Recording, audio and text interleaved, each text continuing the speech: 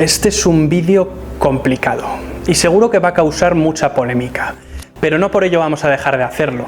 Por favor, mira el vídeo hasta el final antes de hacer cualquier comentario, que seguro que los habrá, además con los tópicos de siempre. Pero de alguna manera trataré de desmitificar y poner en orden pues muchas de las cosas que se suelen decir por ahí y que no siempre son ciertas. Puede que ya tengas muchos prejuicios adquiridos y que busques un sesgo de confirmación que no coincide con el título del vídeo, pero a lo mejor, si lo ves hasta el final, igual hasta cambias de opinión. Empecemos. En el año 2005, la agencia oficial argentina emitía esto en una nota de prensa. Con la llegada de los conquistadores se inició un exterminio que arrasó con 90 millones de pobladores de la región y quebró el desarrollo cultural de este lado del Atlántico. El mayor genocidio de la historia.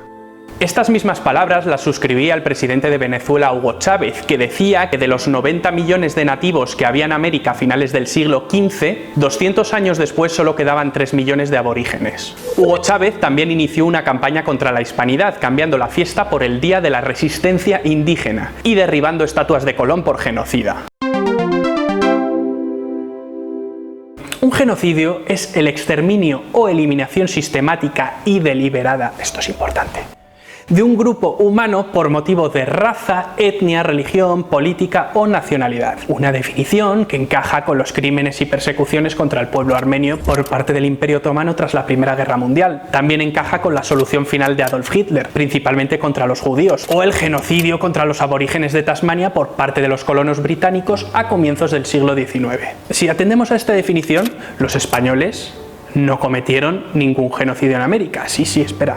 Te lo voy a explicar. Y aunque esta frase de que cometieron un genocidio es muy repetida, que la pronuncia está faltando a la verdad de los hechos. Bien, pues no sabemos si de manera deliberada o por desconocimiento. ¿Cómo? Sí, pero es que esto contradice la cifra de los 90 millones de muertos. Vale, sí, pero es que esa cifra es falsa. Para empezar, hay que hacer un cálculo de cuántas personas había en todo el continente americano a la llegada de los españoles en 1492. Vaya por delante que esto es bastante complicado. Hay quien habla de 2 millones, hay quien habla de 5, pero aquí las cifras más rigurosas las dio un filólogo venezolano que estudió bien el tema, Ángel Rosenblatt. Según Rosenblatt, la población indígena en América antes de 1492 era de unos 13 millones de habitantes, representando el 100% de la población. Nada que ver, por cierto, con los 90 millones de los que hablaba Chávez. Pero sigamos, con las cifras de Rosenblatt, en 1570, casi 80 años después, la población indígena se había reducido a 11 millones y ya solo conformaba el 96% de la población. El 4% restante, claro, eran españoles y mestizos. 80 años después, en 1650, la población indígena era ya solo del 80%. Así podemos llegar a 1940, donde la población indígena es de un 6%. Sin embargo, vemos que ha crecido hasta los 16 millones. Es decir, a día de hoy hay más indígenas que los que había a la llegada de los españoles. Curioso, ¿no? Pero por indígenas nos estamos quitando a los mestizos. La población hispanoamericana es principalmente mestiza. Veamos a continuación el porcentaje de población mestiza que hay hoy en algunos países. Según The World Factbook, una publicación anual de la Agencia Central de Inteligencia de los Estados Unidos con información básica tipo almanaque acerca de diversos países del mundo, los datos dicen que la población en Perú de mestizos e indios ahora mismo es del 85%. En Bolivia es del 88%, en México el 90%, en Ecuador del 92% y en Honduras llegamos hasta el 97%. Ahora comparemos esas cifras del imperialismo español con las del colonialismo inglés o francés. En Canadá tenemos un porcentaje de indios de solo un 4,4%. En los Estados Unidos hay un 0,92% de indios y un 2,9% de mestizos. Ya no tiene mucho sentido hablar de población mestiza porque el colonialismo depredador de franceses e ingleses pues no era muy partidario de mezclarse con la población local. Cuando pudo los exterminó y cuando no los confinó en reservas. Como dijo Herbert Eugene Bolton, en las colonias inglesas los únicos indios buenos eran los indios muertos. El mestizaje en Hispanoamérica no es una cuestión accidental, sino un efecto claro de la acción del Imperio Español. La expansión imperial fue de carácter incluyente. No hubo destrucción de culturas, como mucho un proceso de aculturación. Lo que se procuró fue el mestizaje y la evangelización, y no el exterminio y la diferenciación. El objetivo de la corona española no fue establecer en el continente americano meras factorías para extraer recursos al modo británico. El objetivo principal de los españoles fue implantar en aquellas tierras todo su bagaje cultural, religioso y tecnológico. Ganadería, agricultura, música, idioma, urbanismo, arte, industria, tecnología, costumbres, fiestas. El mestizaje no fue solo biológico, sino también cultural, un enriquecedor trasvase cultural de ida y vuelta. No hay más que ver, por ejemplo, las bellas fachadas barrocas de las iglesias hispano-coloniales, con esos maravillosos motivos precolombinos.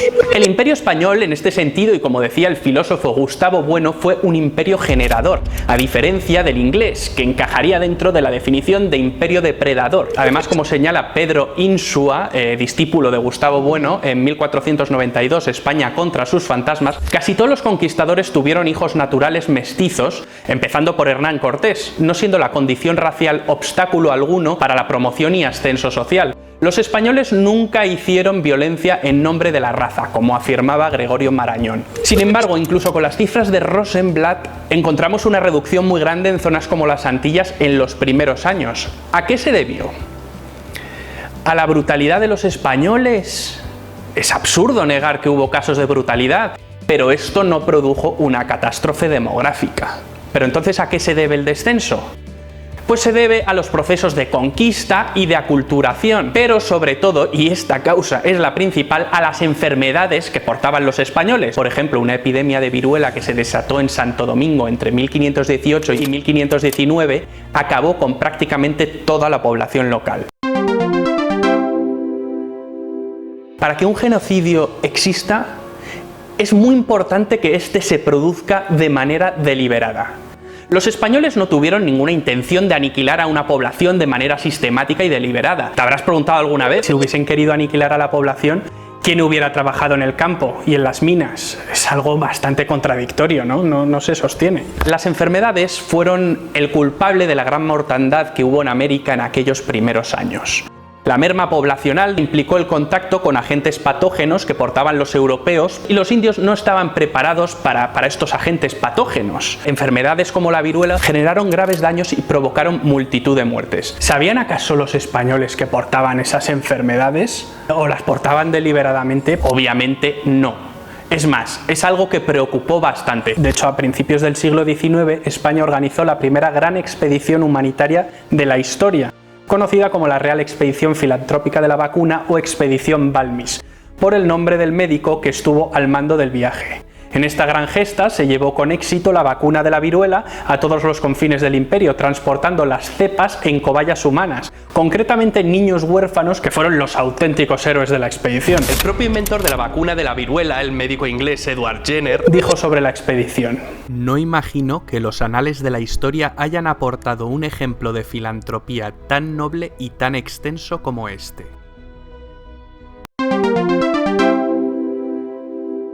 La legislación se esforzó por asegurar la condición libre del indio como humano y garantizar su protección. María Elvira Roca Barea dice: "Las únicas leyes de protección de las poblaciones indígenas que ha habido en América son las leyes que los españoles escribieron". Y además añade: "Las poblaciones indígenas de América se quedaron sin protección legal cuando el imperio se desmembró". Cuando los reyes católicos recibieron a Cristóbal Colón, tras su primer viaje, este trajo consigo varios nativos americanos. Su intención era que aprendiesen la lengua y esclavizarlos. Pero la reina Isabel les acabaría poniendo en libertad. En 1503 se autorizó la traída de indios a Castilla, siempre que esta acción fuese voluntaria y sin coacción. La esclavitud de indios estuvo totalmente prohibida. Otro error muy común es pensar que la Inquisición tuvo algo que hacer ahí en América contra el indígena. Bueno, esto es otro mito que no es verdad. Los reyes católicos habían recibido la misión por parte del Papa de evangelizar aquellos territorios. Enterados de los métodos de Colón, quien fue acusado de tortura y tiranía, le quitaron la potestad de gobernar y le apresaron, y le devolvieron de vuelta a España. Desde este momento los monarcas prestarán mucha atención a la conquista de las nuevas tierras y al trato de los indios, como bien dejó escrito la reina Isabel en su testamento, y ya había expresado con anterioridad muchas otras veces. Non consientan e den lugar que los indios vecinos e moradores en las dichas indias e tierra firme ganádase por ganar, reciban agravio alguno en sus personas e bienes, mas mando que sea bien e justamente tratados. Fernando el Católico, ya viudo de Isabel, promulga entonces las leyes de Burgos en 1512 para asegurar la protección de los indios. Sin embargo, todo al principio resultó algo caótico, puesto que el control de la corona en las lejanas tierras no era efectivo, lo que provocó abusos por parte de algunos españoles recién llegados al continente. A pesar de ello, la disposición de la corona y de gran parte de los consejeros y juristas era buscar la mejor forma de administrar aquellas tierras. Así pues, su sucesor, Carlos I, asumió las políticas que iniciaron sus abuelos en las Indias. En esta época de grandes transformaciones y cambios, teólogos y juristas comenzaron a dar importancia al modo en el que se estaba llevando a cabo la conquista. Los segundos, encabezados por el sacerdote Ginés de Sepúlveda, tomaron las teorías de Aristóteles respecto a las conquistas de nuevos territorios, que decían que como civilización superior los españoles debían dominar y tutelar a los indios hasta que estuvieran a su altura. Los teólogos se reunieron al calor de las ideas de la Escuela de Salamanca, representadas por las teorías de otro sacerdote, Francisco de Vitoria, dominico. Hablar de Francisco de Vitoria es hablar del germen de lo que hoy son los derechos humanos. Los derechos que proclamaba la Escuela de Salamanca no se fundamentaban en normas consensuadas o en una razón divinizada, sino que eran fruto de la naturaleza misma de la persona, considerada digna solo por el mero hecho de existir. Idea que, por cierto, ya recogió Santo Tomás de Aquino. El derecho natural es lo que estos teólogos pusieron encima de la mesa ante el descubrimiento del Nuevo Mundo. Carlos I de España, V de Alemania, escuchó a estos sabios, puesto que pretendía una extensión del imperio de forma legal y adecuada, que conjugase el derecho de los indios a vivir en sus tierras y beneficiarse de ellas, también con el de los españoles a entrar y hacer otro tanto. Esto además había que compaginarlo con el mandato del Papa para evangelizar las gentes del lugar. Sin embargo, hay formas y formas de evangelizar. Mientras unos pretendían hacerlo mediante lo que se llamaba el requerimiento, es decir, requerirles la conversión y si se resistían forzarlos a hacerlo, otros en cambio como Vitoria promulgaban una evangelización por convencimiento, que los indios entendieran y aceptaran libremente la fe cristiana. Gracias a esta necesidad de convencer, que suponía acercarse a las costumbres y lenguas de las gentes del lugar, tenemos importantes gramáticas de los idiomas autóctonos, que han servido por supuesto para su conservación. Las encomiendas, sin embargo, siempre fueron un obstáculo que costó resolver. Esta antigua institución, ya empleada en el Imperio Romano y durante la Edad Media, establecía una relación entre un individuo fuerte que protegía y cuidaba de los débiles, quienes retribuían en fidelidad y especias dicha tutela. Las leyes de Burgos, para impedir los abusos que la encomienda provocaba, dictaron las pautas para que ésta fuese más justa. Sin embargo, no se avanzó mucho. Ya en las leyes nuevas de 1542 se suprimieron las encomiendas. Con estas órdenes llegaron nuevos virreyes a América. Las directrices provocaron una gran revuelta de los encomenderos, entre los que, por ejemplo, se encontraba el hermano de Francisco Pizarro, Gonzalo Pizarro, que por cierto fue decapitado. Las posturas enfrentadas se encontraron en la Junta de Valladolid, convocada por Carlos I para tratar de establecer la línea principal de la conquista. El hombre más poderoso de la tierra paraba la conquista para dirimir un asunto de vital importancia, si lo que estaban haciendo estaba bien o mal. ¿Te imaginas otro momento en la historia de la humanidad que haya pasado algo así? Frente a la postura de Sepúlveda se situó el dominico Bartolomé de las Casas, que recogió las teorías de la Escuela de Salamanca y del difunto Francisco de Vitoria. La línea de estos últimos asumía que los indios tenían derecho a ser libres, a la vida, a la legítima defensa de la vida, a los medios que garantizan su existencia, a la libertad de culto, a la propiedad, a la educación, a la enseñanza, a la familia, a la crianza y educación de los hijos e incluso participar en el gobierno de su país. Todo ello se recoge en el Relectio de Indis que escribió tiempo atrás Francisco de Vitoria. Se puede leer en Imperios del Mundo Atlántico, del reputado historiador británico Sir John Eliot, la siguiente frase: tanto la convocatoria de la discusión de Valladolid como la legislación que siguió a continuación constituyen un testimonio del compromiso de la corona por garantizar la justicia para sus poblaciones de súbditos indígenas, un empeño para el que, por su constancia y vigor, no es fácil encontrar paralelos en la historia de otros imperios coloniales. Ante este panorama se puede afirmar que el derecho internacional y los derechos humanos no son un invento de las revoluciones burguesas ni de la ONU. Fueron los españoles, ante tamaño descubrimiento y empresa, quienes dieron cuerpo y los primeros en aplicarlo a nivel universal. Es sorprendente esta actitud de sopesar las acciones que debía llevar a cabo un Estado para no violar con ellas la dignidad connatural del ser humano. Porque al fin y al cabo los derechos de la humanidad no están regidos por la arbitrariedad del poder o las necesidades de la economía y las empresas. Esto lo tenía muy claro Francisco de Vitoria, que, consultado por Carlos I, respondía: la soberanía tiene sus límites, y esos límites son, primordialmente, los derechos naturales de los individuos. La justicia en las Indias se aplicó de la misma manera que en la vieja península ibérica. Los abusos y las tropelías existieron, por supuesto, pero se denunciaron y se pusieron en marcha mecanismos para corregirlos. La producción legislativa se dispuso a proteger a los indígenas y a tomarlos como hombres libres. Esto es muy importante, de verdad. Las leyes de Indias protegieron al nativo y crearon un espacio desde el cual se podía realizar una denuncia efectiva de las injusticias y de los malos tratos. De hecho, los indios pleitearon con denuedo, ya que su condición de súbditos de la corona se lo permitía, al igual que al resto de ciudadanos. Y no fueron papel mojado estas leyes, como muchas veces se suele decir. Las crónicas están plagadas de casos de encomenderos y altos funcionarios reales que fueron investigados, encarcelados, conducidos a España e incluso ejecutados. Bartolomé de las Casas fue un fraile dominico que acompañó a Colón en su segundo viaje. Él mismo tuvo una encomienda y no fue el primero en denunciar los casos de abusos. Pero de un día para otro liquidó su encomienda y se dedicó a la defensa a ultranza del indio. Escribió la brevísima relación de la destrucción de las Indias, un texto de retórica exagerada y también cifras muy exageradas e incluso contradictorias. Las Casas estiró la hipérbole al máximo, llegando incluso a la difamación. No es extraño que este libro fuera todo un regalo para los enemigos de España. Alemanes protestantes, holandeses, ingleses, hugonotes franceses prestaron máxima atención a este libelo, exagerando nuevamente las conclusiones del libro. Las traducciones y reediciones de la brevísima relación de la destrucción de Indias se multiplicaron. Fue editada una y otra vez, en francés, en inglés, en holandés y en alemán. La traducción inglesa iba además acompañada de unos grabados terroríficos de Theodore de Bray: indios descuartizados, perros comiéndose carne, niños asados, torturas atroces. Y bueno, como te puedes imaginar, estos grabados de Bray, que recorrieron Europa, tuvieron un éxito arrollador, mucho más que la palabra escrita.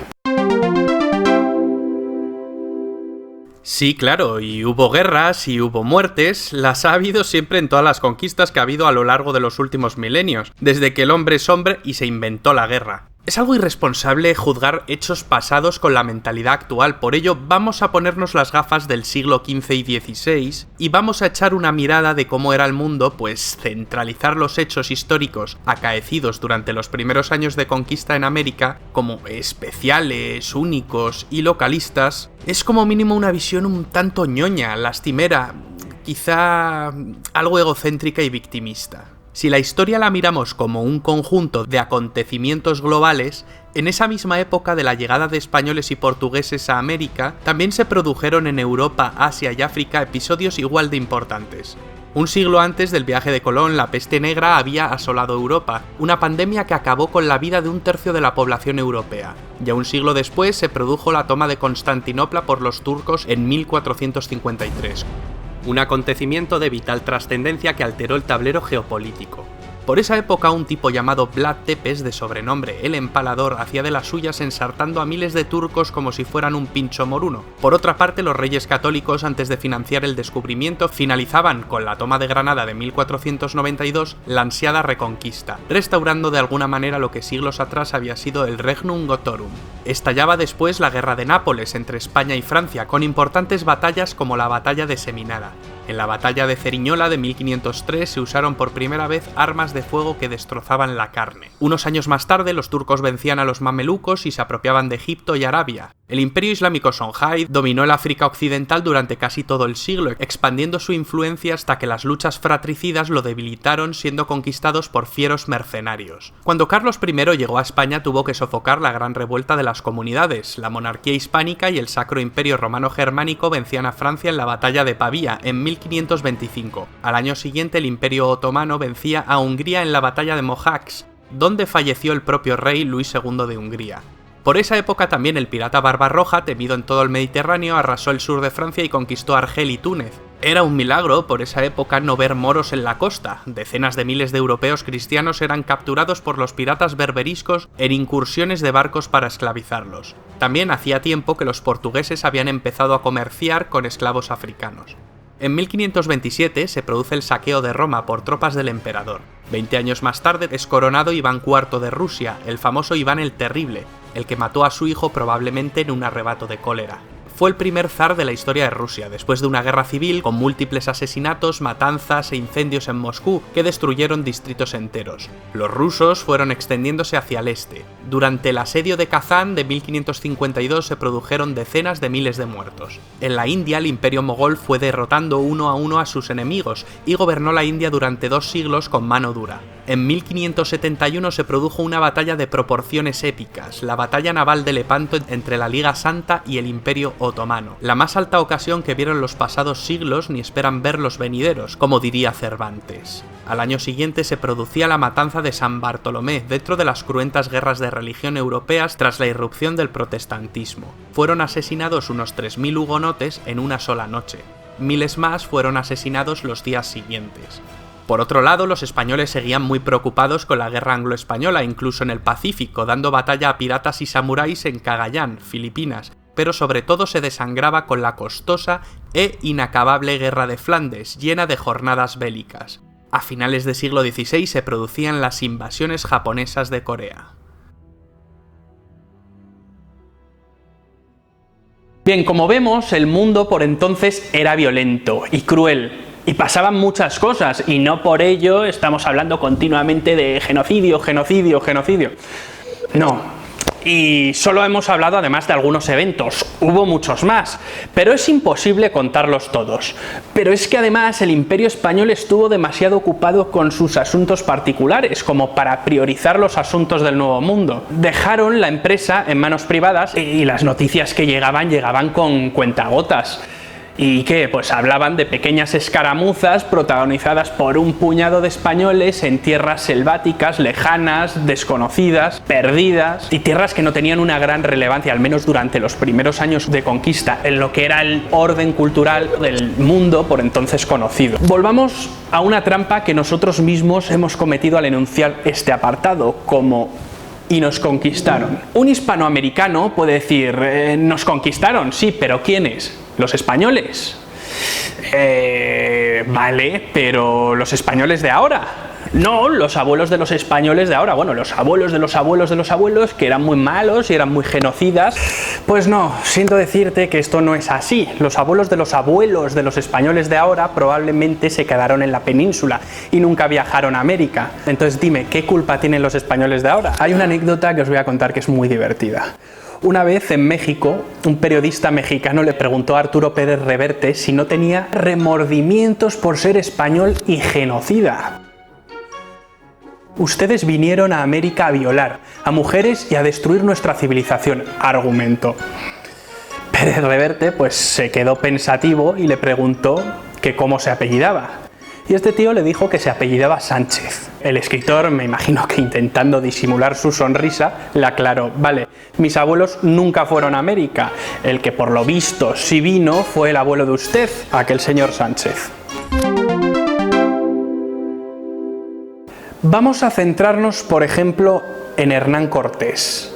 Cuando Hernán Cortés llegó a la fascinante ciudad de Tenochtitlán con 400 hombres, se encontró con una tiranía que exigía como tributo anual miles de almas para ser sacrificadas. El obispo Zumárraga escribió una carta en la que afirmaba que morían 20.000 personas al año, esto solo en la capital. Además, todos los testimonios de la época afirman que los sacrificios humanos masivos existieron, pero es que hemos encontrado las pruebas arqueológicas. Los sacrificios no fueron exclusivos del Imperio Mexica. Otros pueblos que no llegaron al nivel civilizatorio mexica también practicaban sacrificios rituales de niños, como los chipsas de la zona actual de Venezuela y Colombia, y más al sur nos encontramos con el Imperio Incaico. Los incas no practicaban habitualmente sacrificios, pero hay estudios arqueológicos recientes que, bueno, que no dicen lo mismo, que señalan que sí los hubo y además con cierta periodicidad. Además, muchos de estos pueblos practicaban el canibalismo. Estas prácticas desmienten el mito del buen salvaje, es decir, pueblos precolombinos viviendo en una especie de Arcadia feliz. Pues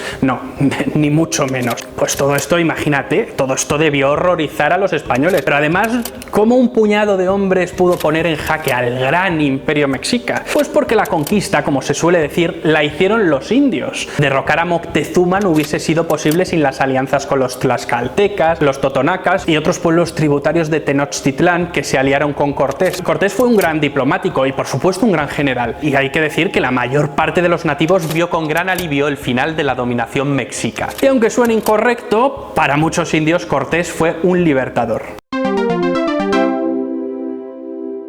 ¿Cómo que ojalá nos hubiesen conquistado los ingleses? Vale, sí, vale, pero entonces, si a tus antepasados les hubiesen conquistado los ingleses, les habrían aniquilado, ¿no? Y tú no hubieses existido, hubiese existido pues otro, porque ya sabemos todos cómo se las gastaban los ingleses, pero esto de que ojalá nos hubiesen conquistado otros es un lugar común. Y tiene una razón de ser. Estados Unidos y Canadá pues hoy son mucho más ricos que los países de herencia hispana. ¿Pero es esto achacable a los españoles? Pues mira, siento decirte que no. La mayoría de los países de Hispanoamérica alcanzaron la independencia a principios del siglo XIX. Sus ciudades eran mucho, pero mucho más ricas y prósperas y estaban mucho mejor dotadas que las ciudades norteamericanas que habían sido colonia inglesa. El declive económico del sur se produjo a partir de 1830, no antes. La razón por la que hoy el norte es mucho más rico que el sur es porque en el norte nunca llegó a haber un imperio. Nunca realmente llegó a haber un imperio inglés en América, como muchas veces se dice. En Hispanoamérica sí lo hubo, un imperio fuerte, y este, pues por razones que no vienen ahora al caso, pues se agotó y se derrumbó. Cuando los imperios se derrumban, pues pasan por una larga etapa de crisis, de inestabilidad y desunión. Y como dice el hispanista argentino Patricio Lons, retomemos el sentido de grandeza común, el que una vez tuvimos. Somos un mismo pueblo dividido artificialmente en 20 estados. Unidos fuimos fuertes. El historiador y defensor de los amerindios Charles Loomis, a finales del siglo XIX, escribió esto, que demuestra además muy bien cómo nunca hubo realmente un imperio inglés en América, y en todo caso pues llegó tarde y su proyecto fracasó. España, después de descubrir las Américas en poco más de 100 años de incesante exploración y conquista, había logrado arraigar y estaba civilizando. Había construido en el Nuevo Mundo centenares de ciudades, cuyos extremos distaban más de 5.000 millas, con todas las ventajas de la civilización que entonces se conocían, y 2 ciudades, en lo que es ahora los Estados Unidos, habiendo penetrado los españoles en 20 de dichos estados. Francia había hecho unas pocas cautelosas expediciones, que no produjeron ningún fruto, y Portugal había fundado unas cuantas poblaciones de poca importancia en la América del Sur. Inglaterra había permanecido durante todo el siglo en una magistral inacción, y entre el Cabo de Hornos y el Polo Norte no había ni una mala casuca inglesa, ni un solo hijo de Inglaterra. Los prófugos ingleses del Mayflower alcanzaron América en 1820, fundando una colonia. Poco a poco irían asomando los ingleses sus proas. Para cuando se produjo la rebelión de las 13 colonias, Filadelfia tenía 28.000 habitantes. Boston unos 17.000, México en 1800 tenía 140.000 habitantes y Lima, Bogotá y La Habana superaban los 100.000.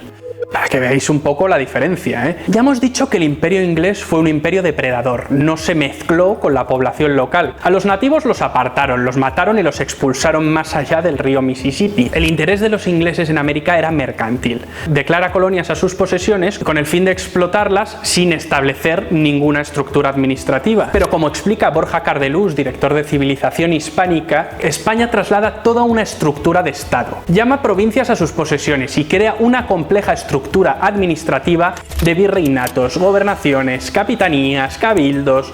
Construye ciudades, pueblos, caminos, monumentos, puentes, funda iglesias, hospitales, universidades, misiones, traslada colonos, frailes, soldados, funcionarios. En definitiva, es el último imperio según el modelo clásico. Los ingleses, sin embargo, se apropiaron de las tierras de los nativos, de una manera además sistemática. Los indios, pues no contaban en sus planes, es decir, sobraban. Además se les excluyó por razones de raza y los consideraban inferiores. Los españoles, sin embargo, como ya hemos visto, pues sí dieron derechos a los indios. A través de la legislación protegieron sus tierras, procurando además que éstas se acrecentasen y que estos indios las cultivasen. Los españoles que llegaron a América pues se aliaron con una mayoría de nativos e hicieron la guerra. Sí, cometieron abusos, nada raro para la época, de hecho tampoco es muy raro para el mundo en el que vivimos hoy en día, que sigue teniendo sus injusticias, sus crueldades, y pues no es un mundo perfecto. Pero no me negarán el empeño que puso la corona en algunas de sus empresas, como en la de dar protección a los nativos o en la de construir un legado mestizo. Pues todas estas cosas yo creo que son dignas de admiración, y este legado no murió con la emancipación de Hispanoamérica. Este legado perdura y se llama hispanidad. Y creo que es responsabilidad de todos proteger y conservar esa herencia. Tendamos puentes y no muros entre ambos lados del Atlántico, porque es que somos hermanos y juntos somos más fuertes. Sé que algunos me vais a poner a caer de un burro en los comentarios, pero por favor, intentad usar argumentos serios, además, y no me pongáis citas de Eduardo Galeano, que para quien no lo sepa, este escritor al final de su vida renegó de lo que había escrito en su libro Las venas abiertas de América Latina. El escritor uruguayo llegó a confesar que jamás leería nuevamente su libro más exitoso. Esto son palabras de Galeano, para que veáis. No sería capaz de leerlo de nuevo. Caería desmayado. Para mí esa prosa de la izquierda tradicional es aburridísima. Mi físico no aguantaría. Sería ingresado al hospital. Y además declaró que en la época en la que lo escribió pues no tenía la formación suficiente para aquella magna tarea que se propuso. Un saludo y hasta la próxima. El 12 de octubre descubrió el Nuevo Mundo Cristóbal Colón. Ese acontecimiento conmovió profundamente a Europa, dando a Colón la Alicia, ¿quieres poner atención a tu clase de historia? ¡Ay, qué aburrido! ¿Cómo puedo poner atención si ese libro no tiene dibujos? ¿Aburrido? ¿Dibujos? Pues ha llegado la historia de España como nunca te la habían contado. Un libro de Academia Play, el canal de YouTube de historia con mayor número de suscriptores del mundo. Sus seguidores entre todas las redes sociales se cuentan en millones. En este libro de 100 capítulos hay dibujos para dar y tomar. Más de 600 ilustraciones a todo color. ¿Siempre se te ha hecho aburrida la historia de España?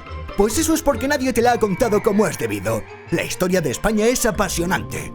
Un libro perfecto para iniciados y para no tan iniciados. Un libro que desmitifica muchos tópicos de la leyenda negra. Un libro para amar la historia de tu país. Un libro para repasar, para divertirse o para aprobar la EBAU.